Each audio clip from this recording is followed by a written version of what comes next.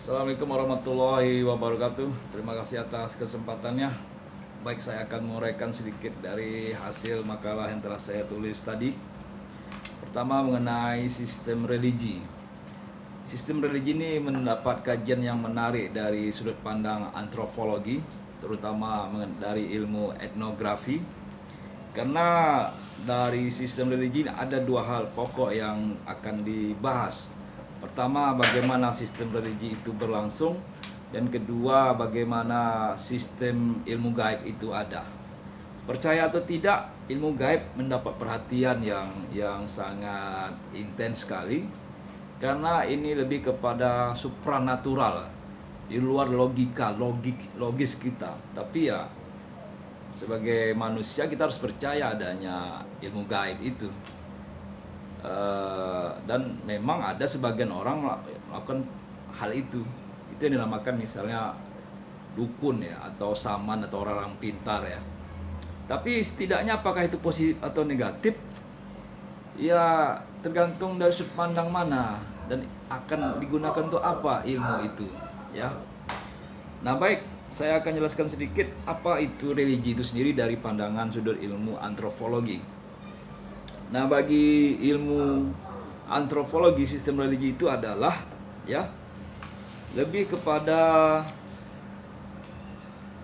penyebab manusia mengapa dia percaya ada kekuatan gaib di luar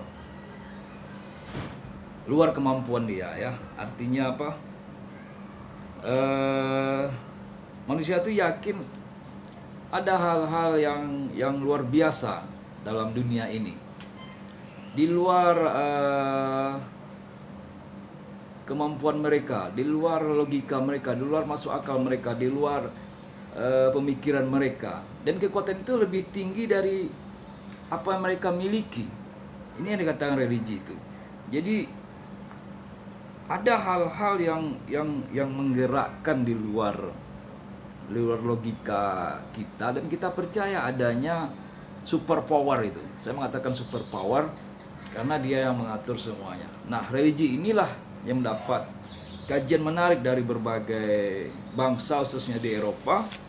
Mereka menelusuri beberapa jejak geografis wilayah beberapa suku tertentu. Mereka berhari-hari di sana, mereka melakukan kajian secara tematik, secara khusus. Bahkan mereka berbaur bagaimana kehidupan berbagai suku itu berlangsung, terutama masalah sistem religinya. Nah, dalam beberapa sistem religi ini ada beberapa unsur yang melibatkan mengapa religi itu terjadi. Pertama adalah unsur emosi. Nah, ini sangat jelas sekali.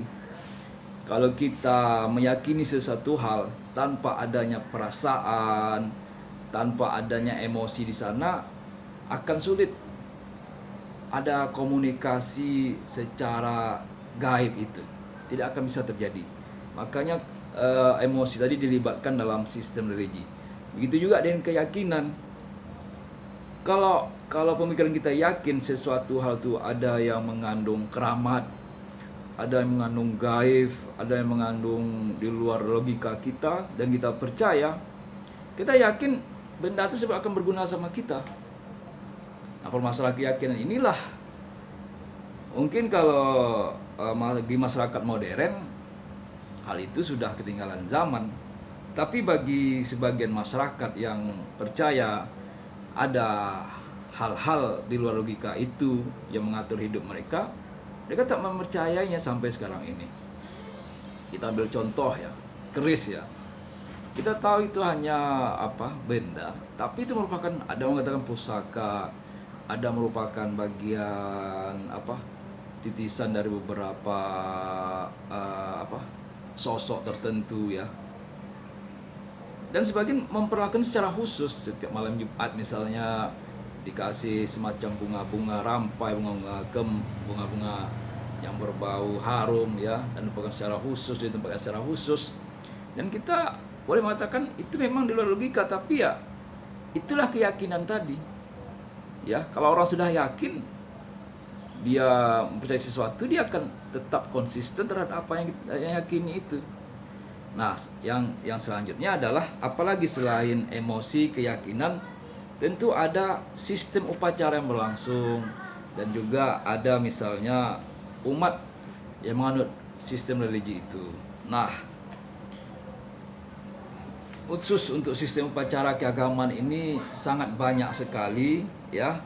Mulai dari prosesi upacaranya ya, orang-orang yang melakukan upacaranya, orang memimpin upacaranya ya, tarian-tariannya ya, berbagai macam hal-hal mendukung upacara tersebut. Nah, ini merupakan beberapa contoh ya mengenai sistem upacara.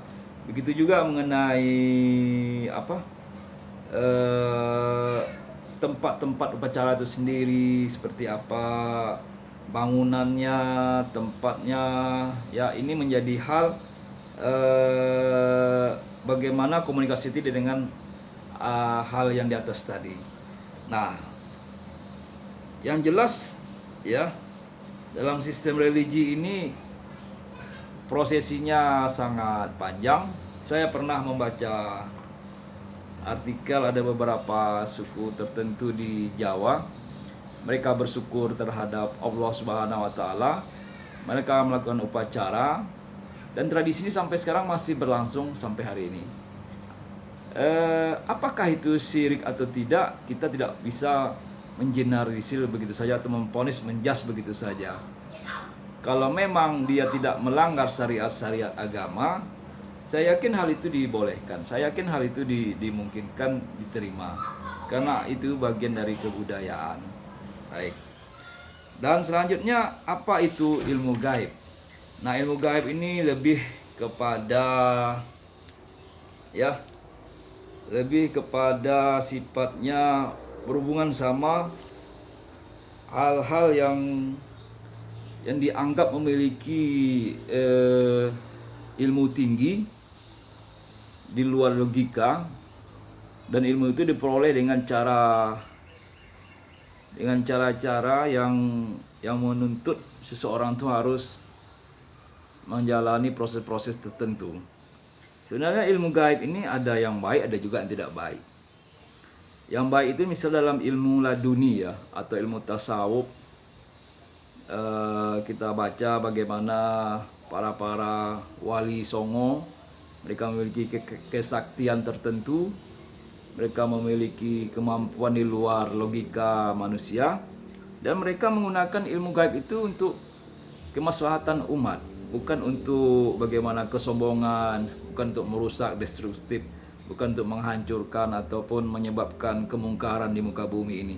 Nah, lain lagi yang ilmu gaib yang digunakan untuk hal-hal yang merusak tadi, perdukunan, praktek perdukunan yang tidak yang membuat orang memilih cara-cara seperti itu, dan ini sangat meresahkan.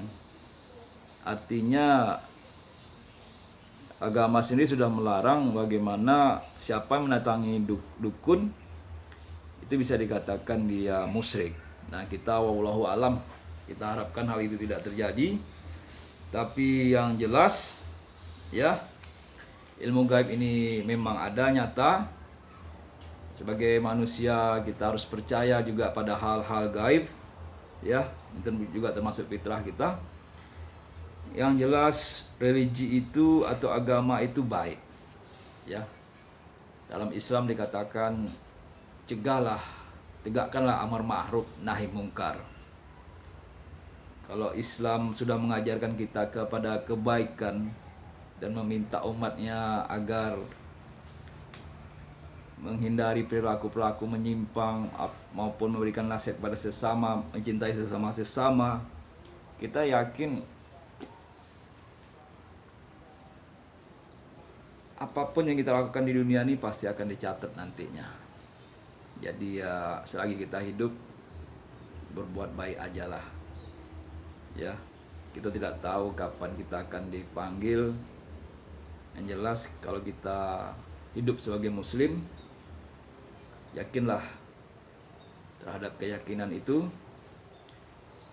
dan apapun agama maupun kepercayaan kita juga harus meyakini hal itu. karena kita yakin suatu saat nanti kita akan kembali ke akhirat. Ini tidak ada yang bisa membantahnya. Wallahu alam. Itu saja dulu. Terima kasih atas perhatiannya. Assalamualaikum warahmatullahi wabarakatuh.